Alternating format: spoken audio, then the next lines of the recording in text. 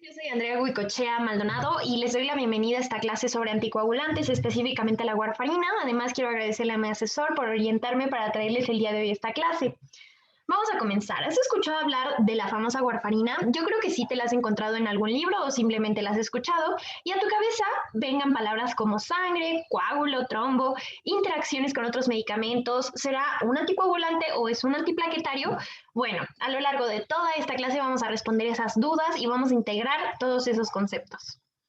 Vamos a comenzar definiendo lo que es la hemostasia. Es la interrupción de la pérdida de sangre en un vaso lesionado, además de que permite la curación del mismo. Breve paréntesis, a lo largo de toda la presentación van a encontrar la portada de toda la bibliografía, además de que al final están bien citadas en las fuentes.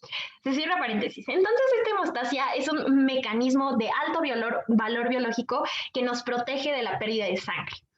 Según el Boland, vamos a contar con estas 4 etapas de la hemostasia, pero quiero comentarles que actualmente se utiliza la teoría celular de la coagulación, pero para fines didácticos vamos a seguir estos pasos. El primero es la vasoconstricción localizada, mediada por el mecanismo neurogénico reflejo, además de que la endotelina potencia este mecanismo, que no está bien descrito en los libros, no se sabe mucho. Pero lo que sí se sabe es que inicia con esta vasoconstricción y se ve potenciada por esta endotelina. El segundo paso es la hemostasia primaria, donde tendremos como protagonistas a las plaquetas que se deben activar. Se activan como primer paso gracias a la adhesión de la plaqueta a el colágeno subendotelial. Luego liberan gránulos estas mismas plaquetas que van a tener distintas moléculas, entre ellas el ADP, que es súper importante porque permite el último paso de la activación, que es la agregación, donde el ADP vuelve pegajosas a las plaquetas y se pueden adherir entre ellas para formar el tapón hemostático primario.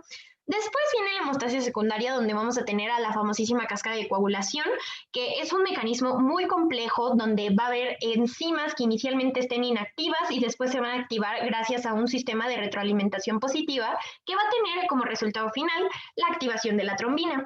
Aquí lo vemos, es una cascada un tanto compleja, sin embargo, vamos a tener a nuestro protagonista, la trombina, que tiene múltiples acciones a lo largo de toda esta cascada, pero el resultado que nos interesa en este momento es el paso de fibrinógeno a fibrina. Esta fibrina se polimeriza y forma estos espaguetitos que ven aquí o estas telarañas que le dan aún mayor estabilidad al tapón hemostático y ahora es un tapón hemostático secundario. Y finalmente tenemos los mecanismos antitrombóticos que van a restringir el tapón al sitio de la lesión.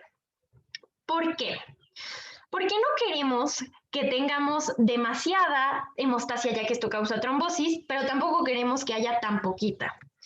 Esta anterior era simplemente un esquema del sistema fibrinolítico donde tenemos como protagonista la plasmina que le dice alto fibrinógeno, alto fibrina, los degrada y así no tenemos una trombosis. Ahora, ¿cuál es la diferencia entre un coágulo y un trombo? A veces se les utiliza de forma indistinta, pero según la bibliografía, el coágulo es el resultado de los procesos que acabamos de ver, es decir, tiene una respuesta biológica para protegernos. Sin embargo, el trombo siempre es patológico ya que obstruye un vaso sanguíneo y puede producirnos isquemia ya que no llegan los nutrientes a los tejidos. Además, los trombos pueden ser arteriales o venosos. Los arteriales los identifican como blancos porque tienen muchos leucocitos y los venosos se identifican como rojos porque no tienen tantos leucocitos. Esa es la única diferencia. Además, puede que tu cabeza venga en término de émbolo, que básicamente es cuando el coágulo se despega de la pared y viaja a lo largo del torrente sanguíneo. Ahora sí vamos a hablar del tratamiento farmacológico para la trombosis, donde vamos a tener 3 grupos farmacológicos: antiagregantes plaquetarios que actúan a nivel de la hemostasia primaria, los anticoagulantes en la secundaria y los fibrinolíticos en los mecanismos antitrombóticos. En el primer grupo vamos a tener al ácido acetilsalicílico y el clopidogrel. En los anticoagulantes vamos a tener a los siguientes que están subdivididos en anticoagulantes enterales y parenterales. Los enterales son la warfarina y los nuevos anticoagulantes orales, y los parenterales son la heparina y sus múltiples derivados. También vamos a tener a los fibrinolíticos, que básicamente son proteasas que lo que buscan es activar a la plasmina, que dijimos que era la que le ponía un stop a la coagulación. Ahora sí vamos a hablar propiamente de la warfarina, que que tiene como antecedente histórico que unas vaquitas se estaban muriendo por un trastorno hemorrágico, entonces las personas se preguntaban por qué. Básicamente la respuesta fue que estas vaquitas comieron algo que se llamaba trébol dulce y este estaba echado a perder. Entonces Campbell y Link descubrieron que el agente hemorrágico que se encontraba en esa plantita era la bis-hidroxicumarina. De ahí la warfarina surgió como un congénere sintético y de ahí que sea un anticoagulante cumarínico. En cuanto a su mecanismo de acción, la warfarina inhibe a la subunidad 1 de una enzima muy importante que es la vitamina K epoxidorreductasa. Esta es relevante para la producción de vitamina K reducida. Esta vitamina K reducida va a actuar como cofactor en un proceso de gamma carboxilación de estas proteínas súper relevantes en la cascada de coagulación. Es decir, necesitamos a la vitamina K reducida para que hayan simógenos funcionales de estas proteínas. Y para recordarlas, les traje una mnemotecnia de mi asesor, que es que en segundo de primaria tenía 7 años y sacaba 9 y 10. El factor de coagulación 2, 7, 9 y 10 y las proteínas S y C son dependientes de la acción de la vitamina K reducida como cofactor de la carboxilación. Una vez que sucede este proceso de carboxilación, la vitamina K se oxida y así ya no nos puede ayudar a la carboxilación, por lo tanto se tiene que regenerar y se regenera gracias a esta vitamina K epoxidorreductasa. Sin embargo, si se inhibe competitivamente como lo hace la warfarina, pues ya no vamos a tener enzimas funcionales en la cascada de coagulación. Y aquí les puse estas imágenes para que vean que la vitamina K se encuentra sobre todo en alimentos de hoja verde y que además en el intestino las bacterias la producen de una forma importante. En cuanto a sus indicaciones, vamos a ver que es prevención sobre todo por sus características farmacocinéticas que veremos a continuación y tratamiento también de la trombosis y embolización en pacientes con fibrilación auricular o que tengan válvulas cardíacas prostéticas. También nos ayudará en la embolia pulmonar, trombosis venosa profunda o en situaciones donde haya coagulación fuera del cuerpo, como es la hemodiálisis, entre muchas otras. En cuanto a la farmacocinética, se da por vía oral, intravenosa o rectal, tiene una biodisponibilidad casi completa, pero sobre todo entonces se da por vía oral. Se administra en forma de mezcla racémica de S y R warfarina. ¿A qué se refiere esto? S y R warfarina son enantiómeros, es decir, moléculas que se ven como en espejo, la R y la S. Se administran de forma conjunta, sin embargo se metabolizan por CYPs distintos. Aquí vemos que la R pasa por el CYP 1A1, 1A2, 3A4 y la S pasa por el CYP 2C9. El CYP 2C9 va a ser el relevante aquí. ¿Por qué? Porque la S-warfarina es de 3 a 5 veces más potente que la R-warfarina. Por otro lado, el volumen de distribución será muy pequeño, ya que la warfarina se une fuertemente a las proteínas que están en el plasma, sobre todo, por supuesto, a la albúmina. Su Cmax es después de 2 a 8 horas de que se ingirió el medicamento. Sin embargo, quiero que vean que no coincide con el inicio del efecto terapéutico de la warfarina. Este inicia alrededor de 18 a 24 horas después y no coincide con su Cmax. A continuación veremos por qué. Además tiene una semivida de 24 a 60 horas y la duración del efecto de este fármaco es de 2 a 5 días, también debido a lo que veremos a continuación. Esto se debe a la semivida de los factores y de las proteínas que dependían de la vitamina K reducida. ¿Cómo? O sea, en nuestro cuerpo tenemos normalmente los factores de coagulación y las proteínas ahí existiendo. Y recordemos que la warfarina actúa a nivel posttraduccional, es decir, a nivel de la síntesis de estos factores. Entonces, mientras ya tenemos unos en el cuerpo, otros se están sintetizando. La warfarina inhibe esta síntesis, sin embargo, los que ya existían van a continuar ahí y tenemos que esperar a que se degraden. Es por ello que les traje esta gráfica donde podemos observar la semivida de cada uno de los factores y las proteínas que dependen de vitamina K.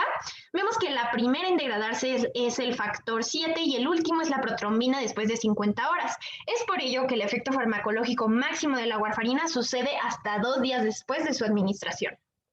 En cuanto a las interacciones, podemos tener farmacocinéticas o farmacodinámicas. En cuanto a las farmacocinéticas, podríamos tener una inducción o inhibición de los CYPs por los cuales se metaboliza la warfarina.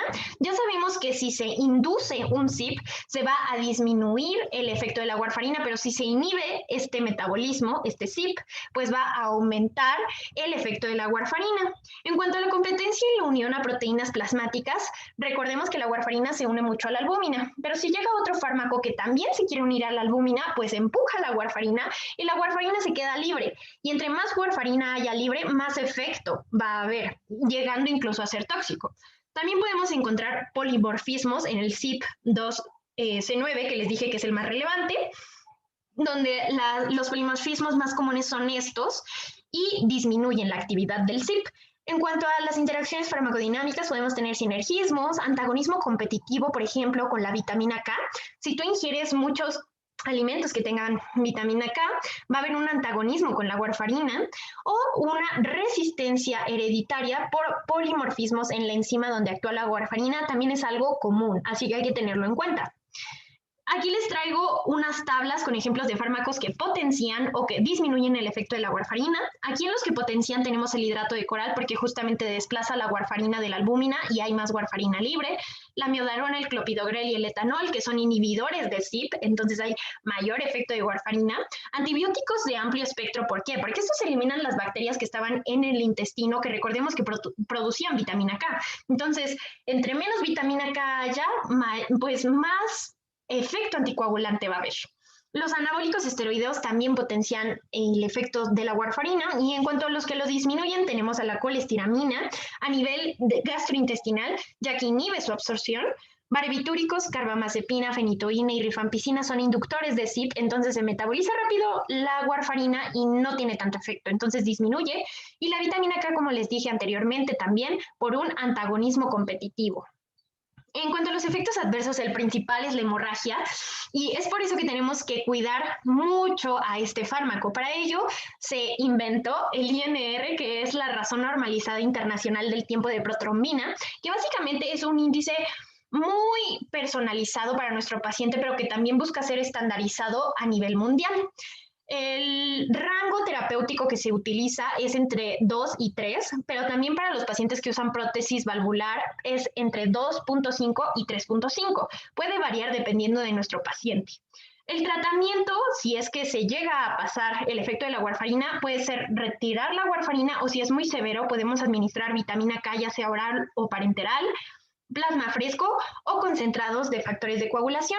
En cuanto a otros efectos adversos, tenemos las alteraciones congénitas como los defectos congénitos o el aborto, siendo el más común las alteraciones en el desarrollo de los huesos. ¿Por qué? Porque las proteínas de la matriz ósea también tienen que pasar por esta gamma carboxilación que ya no está sucediendo. También puede haber una hemorragia fetal o neonatal y óbito intrauterino, es decir, muerte fetal. Por ello, la warfarina es FDAX, nunca se le debe dar a una embarazada. Puede haber necrosis cutánea, que es el resultado de una trombosis generalizada en la microvasculatura. Y tú te preguntarás, ¿por qué trombosis si justamente la warfarina hace lo contrario? Bueno, pues recordemos que también la proteína C era una proteína anticoagulante. Y como esta es de las primeras en degradarse, los otros factores que sí coagulan, o sea, que son para la coagulación, van a continuar aquí y esto va a hacer que haya un estado protrombótico al inicio del tratamiento. Esto puede causar la necrosis, sobre todo de tejidos blandos, como el tejido adiposo, pene y mamas. El síndrome de dedos violetas, que no es tan común, pero es importante conocerlo, y que se debe a émbolos liberados de las placas eritematosas, ya mencionamos que es un émbolo.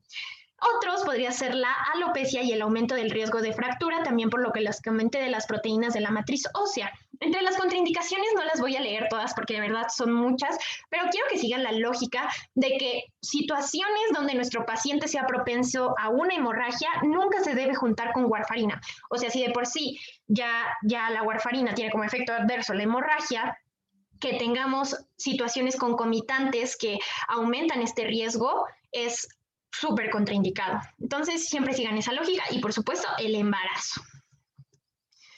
Aquí simplemente les quería hablar de los nuevos anticoagulantes orales que justamente se están utilizando mucho porque son orales, pero aquí les muestro que las ventajas de la warfarina son que ya tenemos una gran experiencia utilizándola, que tiene muy bajo costo y que se puede utilizar en prótesis valvular. Sin embargo, como les dije, tiene que ser súper monitoreada y tienen muchos efectos adversos. En cambio, los nuevos anticoagulantes orales no requieren tanta supervisión, tienen menos efectos adversos, su inicio de acción es mucho más rápido, tienen menos interacciones, pero son más caros y aumentan el riesgo de una hemorragia a nivel gastrointestinal. Ya no me da mucho tiempo de explicarles bien esta tabla, pero básicamente en un artículo se ve esta comparación entre los nuevos anticoagulantes orales y la warfarina y se ve que hay mayor riesgo de hemorragias severas con la warfarina, pero mayor riesgo de hemorragias gastrointestinales con estos nuevos anticoagulantes orales. Es por ello que siempre debemos estar a la vanguardia, leyendo y conociendo cada día más acerca de los fármacos para poder dar una buena terapéutica a nuestros pacientes. Y les agradezco mucho por haberme acompañado a lo largo de toda esta clase. Aquí les dejo las referencias y nos veremos luego.